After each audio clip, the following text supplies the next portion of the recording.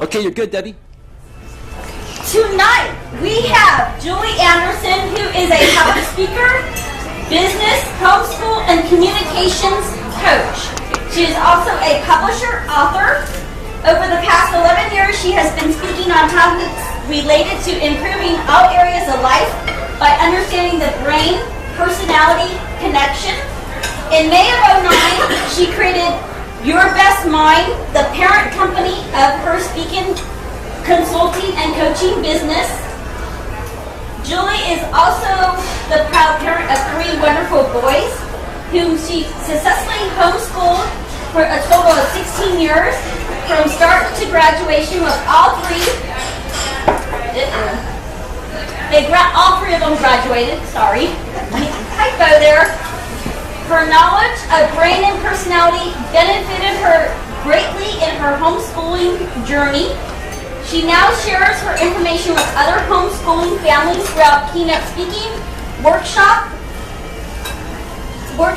along with some other information that she gives to the parents for the homeschooling with the kids. And she also has some success kits that she provides or gives to the parents, the information to make homeschooling more beneficial for them in the long run, because homeschooling sometimes is a challenge. So, Julie, welcome. Woo-hoo. Thank you very much. Can everybody hear me okay? Yes. All right. First, let me start by asking if anybody could use a little bit of extra brain power tonight. Yeah. Okay, hang on. I brought some extra brains with me, so heads up. Yeah. Heads up. Want some brains at this table? All right, watch your drinks. Want a brain? Bear have a brain. Okay. So now the great thing is, those of you who got the brains, you can honestly say, at this point in time in this room, you have more brains than anybody else. I actually brought a nice bag of brains, so if anybody would like it, we can pass it around. Everybody can have their own. We have to put one on. Yeah. Oh, thank you. Do we need to give him 2? No, I'm just kidding. Thank you. Thanks for the plug. I want to thank everyone for coming out tonight. I know as entrepreneurs we are incredibly busy and time is of high value. So I want to honor and thank you for spending this time and this evening with each other in the room, but also to hear the message that I have to bring. It's very interesting what science is helping us to learn about ourselves by watching the brain. So I've got a handout that I will just send around. Do you mind just? Oh, awesome, thank you. So we're going to talk about our natural gifts. And what's interesting is how science is helping us to see that there is a biochemical makeup to our brains that is encoded with our natural gifts.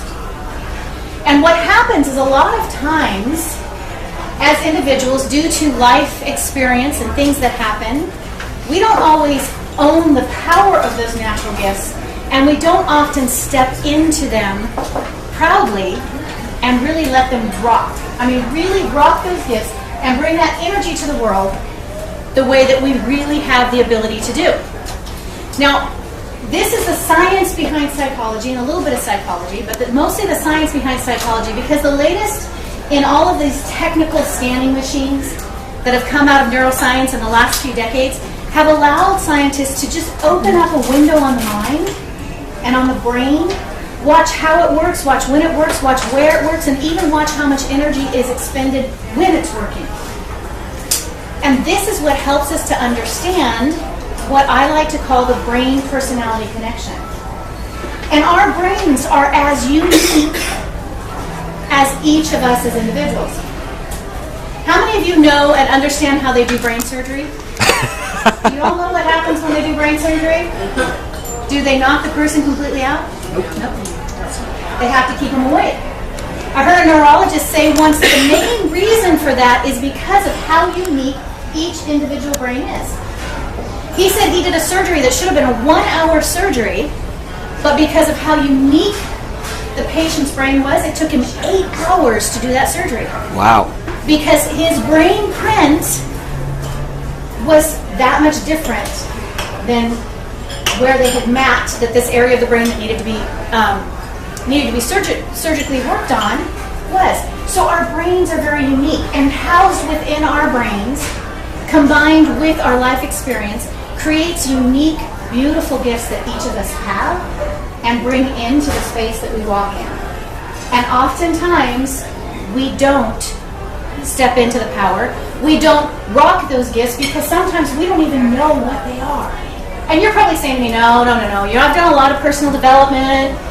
I've been in this business. I've been an entrepreneur. I know exactly who I am. I'm going to challenge you tonight. Because chances are there's facets of your personality, of your brain-personality connection, that you didn't even know were your gift. Or maybe all your life you've been hiding them because you didn't look at it as a gift. You looked at it as a negative. Because that's what you had been told. So the first thing that I'm going to do is I'm going to take you through the 5 main brain-personality connection facets. And I'm going to show you a little bit about how you can utilize understanding these facets within your business to help your business grow. Does that sound good? Yep. That work for you? Okay. So the first facet is what technically is called your sensory modality.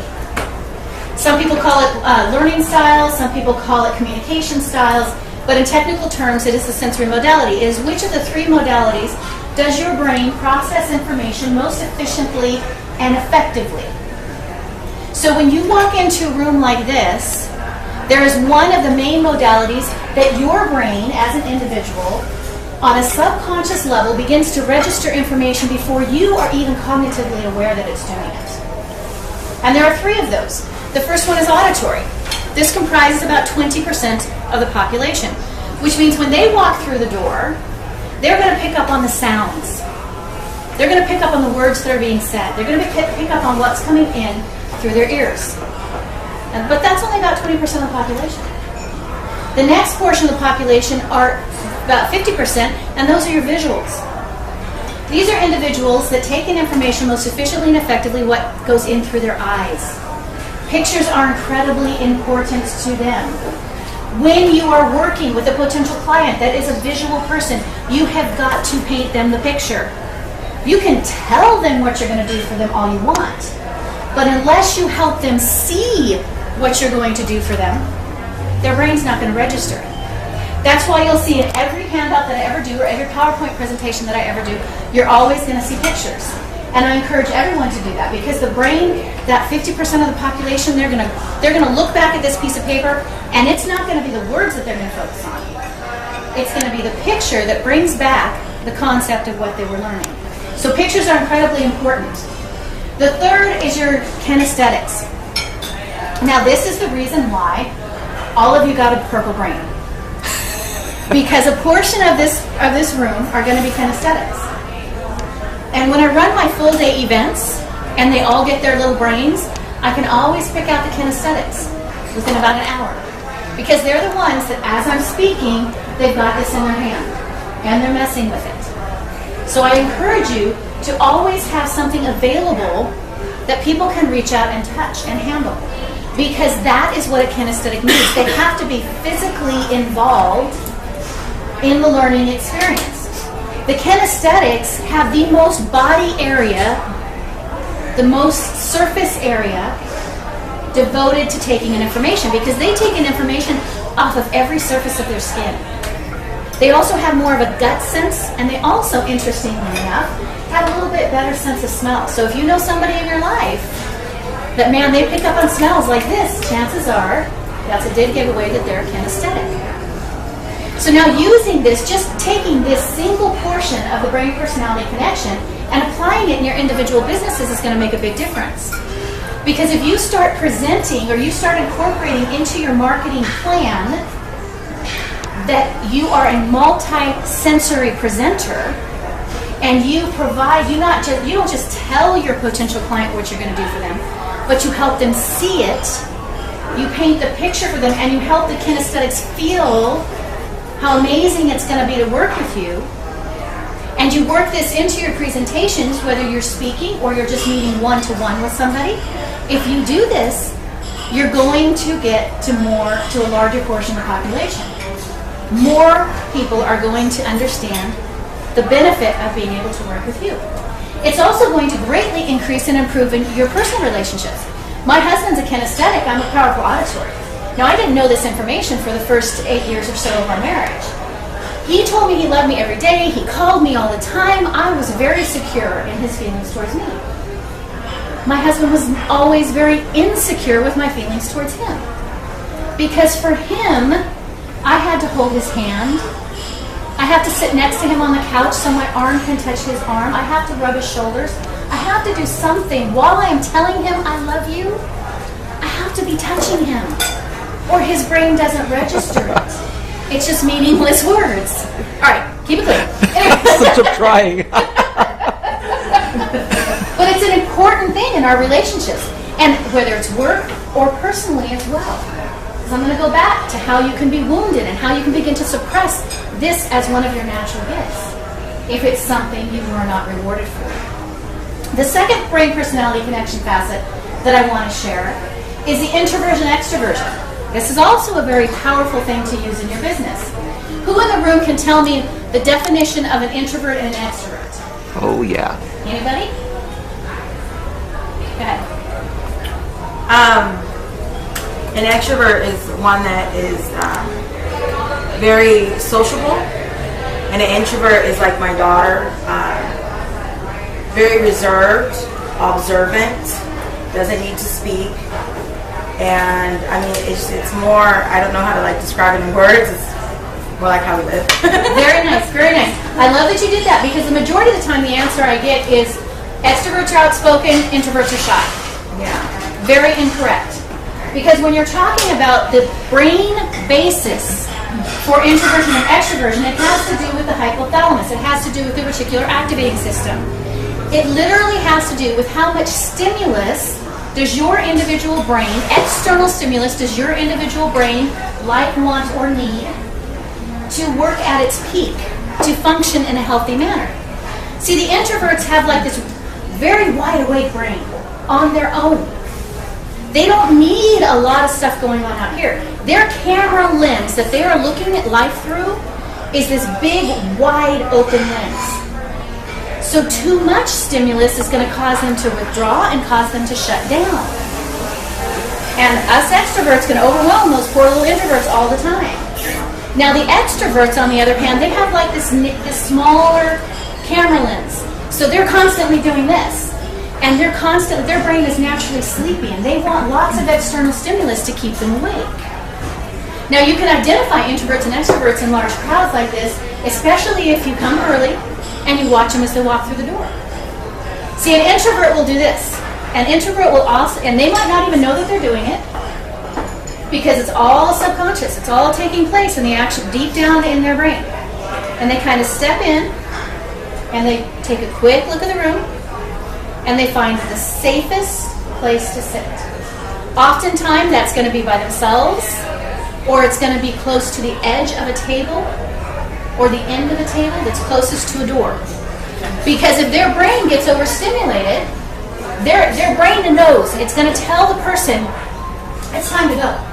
But it doesn't want to be up at the front of the room, because it's at the front of the room, it's going to draw all kinds of attention to itself. So the brain knows, and the brain is going to tell them, sit in a safe place. They're going to pick one person to go talk to, maybe two, but they're not going to go up to a large group because their brain is going to protect them. They're also going to speak a little bit slower. Their cadence is going to be a little bit slower, and they have a little bit larger personal space. Yes? Are there examples of being both? Yes. Let me explain the extroverts, and then I'll explain the ambiverts. Okay? So then you have your extrovert. Now the extrovert, when they walk into the room, they don't pause. They just go.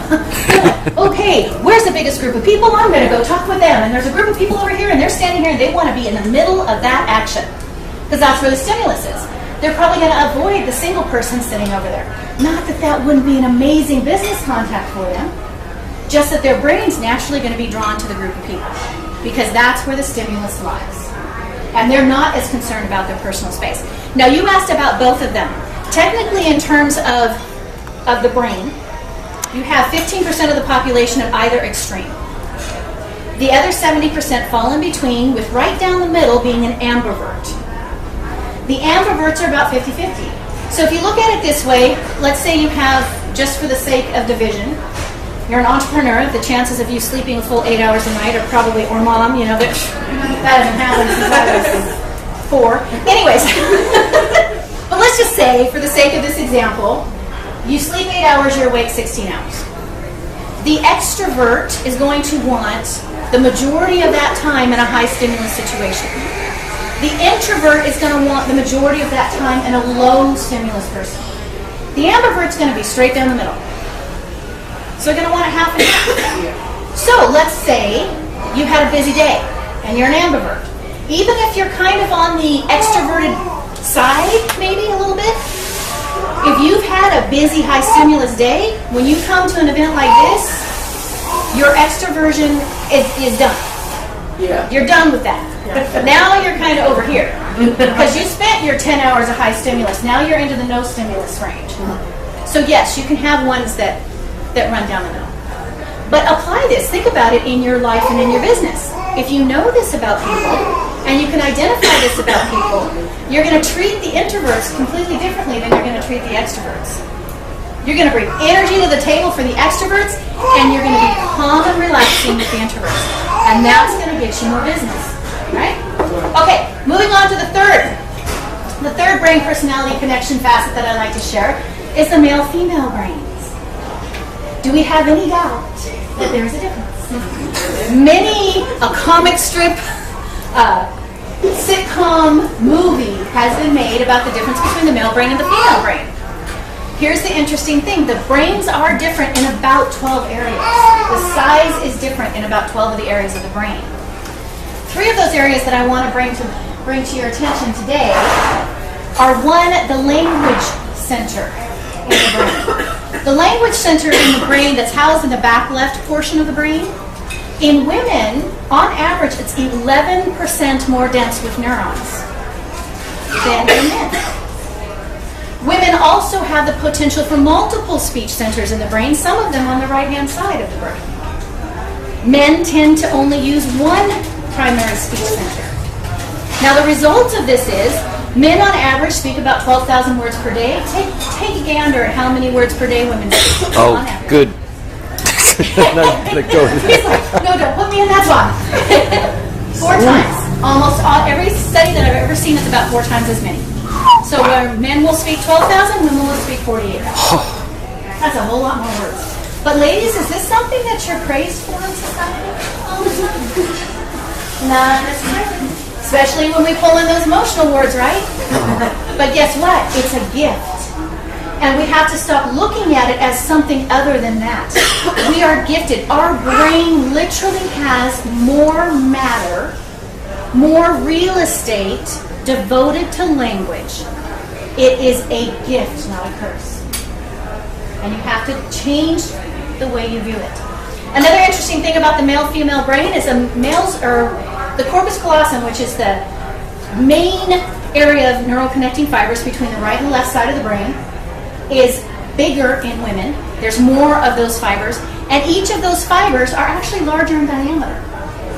So what this means is I want you to picture in your mind's eye a major Los Angeles freeway. One of the interchange areas where you've got I-5 going north and south, and you've got east-west, and you've got northeast, northeast, southeast.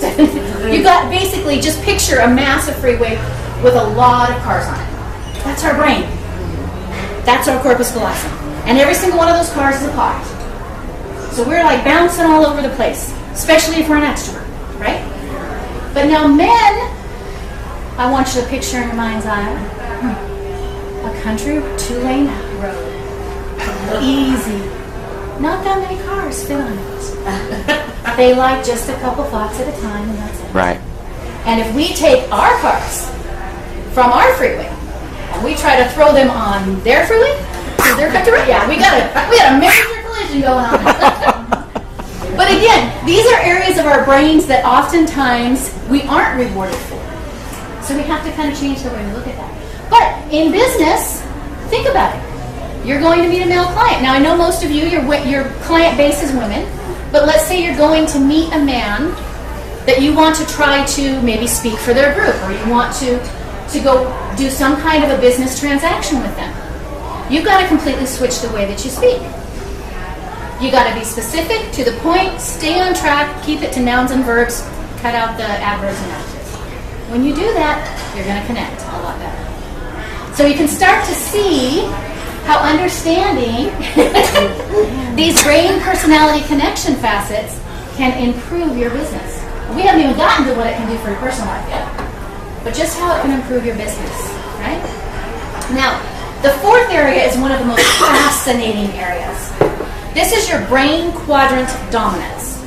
So if you were to look at the cerebrum, you look at the mushroom cap, you look at the part that most people think of as a brain, it's naturally divided by fissures into four main quadrants. These are quadrants that are naturally there. They are not ones that science has created for the purpose of their studies.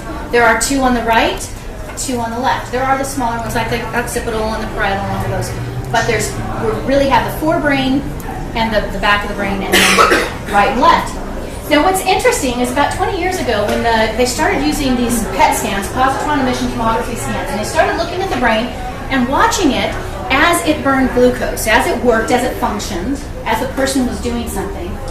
They started to notice, hey, this subject, when they're doing project A, they're only using 1/100th the amount of energy that this subject doing the exact same project does.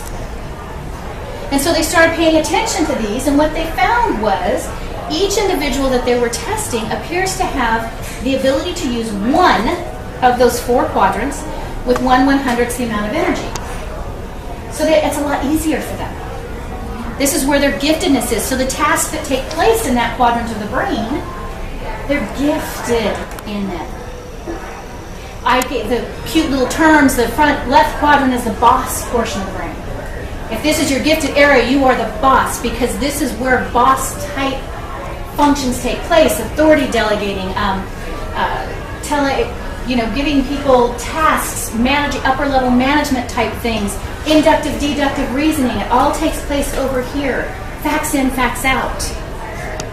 But now if you're a woman, and this is your brain quadrant dominance, how does society treat you?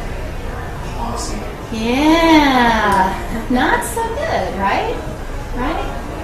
Now the back left portion of the brain, this is the master coordinator portion of the brain. Yeah. Because this is where all of the sequential organization in our brain takes place. This is where spelling is housed. Sequence of letters, C-A-T always spells cat. That is where it's all filed. So they're great at organizing, they're great at tracking time, they're great at tracking money, they're great at having everything in its perfect little spot. Now if you jump to the right side of the brain, the interesting thing about the right side of the brain versus the left side of the brain is the right side of the brain has many more neural connectors to the limbic system, which is the home of emotion. So right-brainers naturally are gifted in showing, displaying, and feeling more emotion. It's a gift, it's not a curse. It's a beauty of the right brain lead people. Now the back portion of the right brain, this is the nurturing quadrant of the brain. When you are doing nurturing techniques, you're taking care of things, you're connecting with people or with nature or with babies or with animals, you're using this portion of the brain. So people who spend 1/100th the amount of energy to work there, this is their gift. This is their gift. But oftentimes they're told they're too emotional, they cry too much. They're too sentimental. They're not often rewarded for what is naturally their gift. Now, most of you in this room probably lean towards the last of the four quadrants, and that is the front right portion of the brain, and that is the innovator section of the brain. There is a home of entrepreneurialism. When people are doing entrepreneur type tasks, they are using the front right portion of the brain. So most entrepreneurs are frontal right people. They are the innovators. The innovators always think in front, what's new, what's next, what's best, big picture, don't give them details. They're oftentimes late because they're trying to do too much, or because they wander around the house thinking that it's only going to take them 30 minutes to get from point A to point B, but they forget about all the time they're spending in the house collecting all the stuff that they have to get to go to wherever it is that they're going. And then once they get it all collected and to the door, they realize that they forgot their shoes, or they're wearing the flip-flops instead of their good shoes, and they walk back to get their good shoes. And then they realize, wait a minute, where's the keys to the car? I don't know where the keys to the car. They find the keys to the car, and then they're like, where's my sunglasses? I can't find my sunglasses. Oh my gosh, they're on my head. And now it's 15 minutes later. That's the frontal right person, because those are all the details that are tracked where? Diagonally opposite portion of the brain, which is going to be very labor intensive for them to get to. But these are all types of things that oftentimes you aren't rewarded for. But they're critical parts of the brain-personality connection. Now, in a business setting, there's power in knowing this. See, if I know that you are a master coordinator, and I am trying to present to you a business transaction, I am going to, in a very organized, detailed fashion, give her that proposal. With proper spelling, exactly. And it's got to go through my assistant first, because I guarantee you, it ain't going to be properly spelled if I did it. But if I go to her with my natural lead in mind, and I'm just going to, I'm like, oh, I have the biggest picture, we are going to have so much fun, it's innovative, it's new, and I never give her details about how I'm going to accomplish this with her, I will never land her as a client. Because I was presenting in my brain, not in hers. Right? Now if I go to you, and I'm the master coordinator, and you're the innovator, or no, let's make you the boss. You're the boss, and I'm the nurturer. Is it backwards? You call her the boss. That's pretty heavy. That's a good one, because that's when I do that training. I take charge of your house no matter what. There you go. There you go. But if I come to you and all I talk about is the emotion of our relationship and how I'm going to make you part of my team and we're going to make everything so happy and I circle, like dot all of my I's with a smiley face, am I going to get her as a client? No. Yeah. Well, that's because, not if you're the boss. Play the role. Anyways, the point is that the boss wants facts, to the point, and they don't want to be part of the team, they want to be in charge. So when you start to think about all these different dynamics in the brain-personality connection, it's going to make a big difference in your business. But now I want to talk about number 5. Because number 5 is kind of a punch in the gut sometimes. Number 5 is not connected to your DNA. It's not connected to energy expenditure in your brain. It's your nurture. It's who raised you. How were you raised? What were the generational issues in your family? What was the societal issues in the family? Was there dysfunction that existed? Because here's what happens. A lot of people don't even know what their natural gifts are because of something that happened to them in their life that suppressed those beautiful natural gifts. Can I share with you a little bit of my personal story? That'd be all right? Yep. So my mom, one of these days I'm going to get this picture, this 8mm video that my mom has. Well, it's not video because it's 8mm. Anyways, it's in the garage somewhere, right? And I was born in Carmichael, just suburb of Sacramento. And she has this picture of some family gathering, probably a holiday or something. I'm about 3 years old. And music is playing, and I'm just dancing in front of everybody, and everybody's sitting around, and I'm just dancing away. And the music stops, and I look at everybody, and they're clapping at me, and I'm like, and I was so proud because you know what? I was owning my natural gifts at 3, and I was proud of them, and I rocked them because I got praise for that.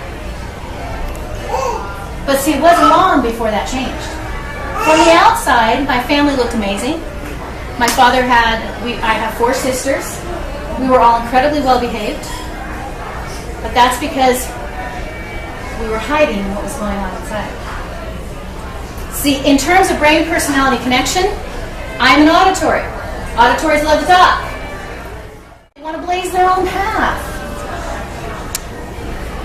I was raised in a household where children were to be seen and not heard. So my father, being the abusive alcoholic that he was, he couldn't have us talk. We had to be seen and look perfect, but not heard.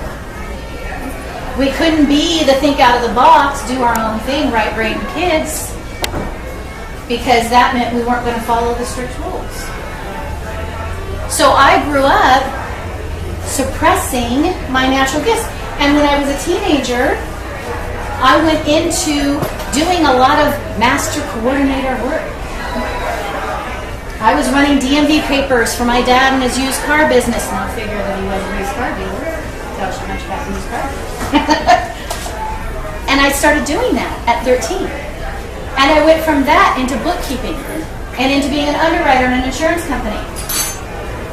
And I thought of myself as a left brain person because I viewed life in a very analytical, logical way.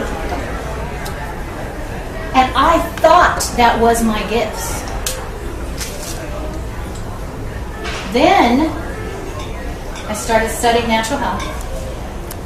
And I studied a book that talked about, a course that talked about psychoneuroimmunology, which is the connection between your thought process, the chemical reaction in your brain, and the response in your immune system. And I was fascinated.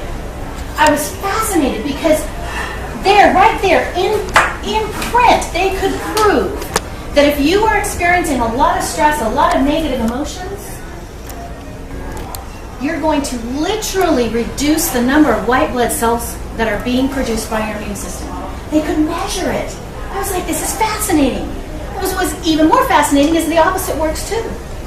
You're experiencing a lot of positive emotions, you can have a positive increase in your white blood cells. So I was like, wow, what else is there? What else will science teach us about the brain and who we are? And then I dove into this information. And I started reading book after book after book after book after book. And I met an amazing lady who gave me an assessment. When she gave me that assessment, she handed it back to me and she said, "You're a powerful right-brain woman." And I looked at her and I said, "No, I'm not. I'm left-brained." And the entire way to her workshop, I argued. Literally, my sister was driving and I was reading it. I disagreed with every single thing in her report. Because like this beautiful lamp that I started out as with this beautiful glow at 3 years old, as I was growing up, my father kept putting this blanket over the top of me to keep the lamp dim. Eventually to the point where I couldn't even shine my natural gifts. I didn't even know what they were. And when I got there and I talked with her and I went through the workshop, I was like, oh my gosh, I'm a right-brainer. Do you know how freeing that was? That was amazing to me. And then I started studying more and more and more. And I began to start peeling off the blankets that had been put over my lamp all my life growing up. And I started to shine in the world. And I started to step into the power of my natural gifts because I knew what they were. Because I no longer would hide them. They broke out. And when you stand in the power of your natural gifts, you're able to let them rock. So I went from starting to share this message with small groups 15 years ago into standing in front of hundreds and thousands now with the goal of taking this message to the world because I want these gifts to rock. Because I am an extroverted, auditory female who's an innovator who has created tons of products and tons of things, and I am proud of it. And that's what I want for the people that I talk to. Because see, here's the danger. If you take and you have a lamp and you start throwing blankets over it, and you keep the blankets thrown over it to where the light's not shining anymore, but the light's still on, because it's still there, what starts happening under that lampshade? Heat starts generating, right? Yeah. And what are you running the risk of? A fire. See, eventually something's going to break. And this goes all the way back to psychoneuroimmunology. If you are not living with your natural gifts in mind, if you are suppressing them every day of your life, if you are hiding them, or if you don't even know you're hiding them, you're suppressing your immune system because you're reducing your emotional tone into one that's negative instead of one that's positive, so your white blood cell counts are going down. Interesting, fascinating stuff. Just 3 weeks ago, I read some new science, new research coming out of the Bay Area. It touched my heart when, I'm sorry, I forgot your name, Jessica, when you talked about helping women who were caring for disabled children. They have done a study that women who care for disabled children, the telomeres, which is this protective coating on the edge of your DNA, dramatically deteriorate. So these women are shortening their lifespan. And you know what the key is that they're finding that's helping out? Support groups. So you're right on track, sister. I love that. I love that. But the point is that this is what we're doing. We are destroying our bodies on a cellular level. If we are wandering around our life with negative emotions, and if we are wandering around our life in negative emotions because we're not living true to who we are, because we're not owning the power of our natural gifts, we're destroying our health and we're shortening our life. That's how powerful this information is. So with that, I encourage every single one of you to do some deep digging. Really, really think about everything that you're doing. Think about your life. Think about where your natural gifts are. Go back to when you were the 3-year-old standing in front of everybody laughing and dancing. Find your natural gifts. Step into that power and then rock them. Because when you do, you will be healthier, you will be happier, your business will soar, your relationships will soar, and people will be drawn to you. They'll want to know, what are you doing? Because you look good. You look good. All right? Any questions? Did I just blow your mind? I love it, I love it. Can I take just a minute to share with you something exciting that I've got coming up? Yes. I would love to do that. So on the back of your handout, there is the information about my upcoming mind-blowing, life-transforming full-day event. It is in Fairfield. It is on July 18th. I would love to have everyone here join me. It is this information on steroids. So I gave you a little, nutshell of what I cover in that day. We start the program at 8:30. Registration's at 8. We start the program at 8:30. We run it through to 5:30. And I give you a powerful amount of information, and then I really take you through at the end how to just use it. Use it to transform your life, to take your life to the next level, your business, your relationships, everything to the next level. Price point is normally $397. When I speak, I always offer it at $97, but because I am so happy to be here with Elias and Debbie, I would like to knock $20 off of that additionally. So for you in the room tonight, it's $77 for the full day event. I would love to pack that room. My goal is, I told them 30 people. My goal is I want to have to call them and say we're going to have to reconfigure the seating because I got 50 coming. So please join me for that day. And if there are no additional questions, thank you very much once again for having me here. It was truly a pleasure.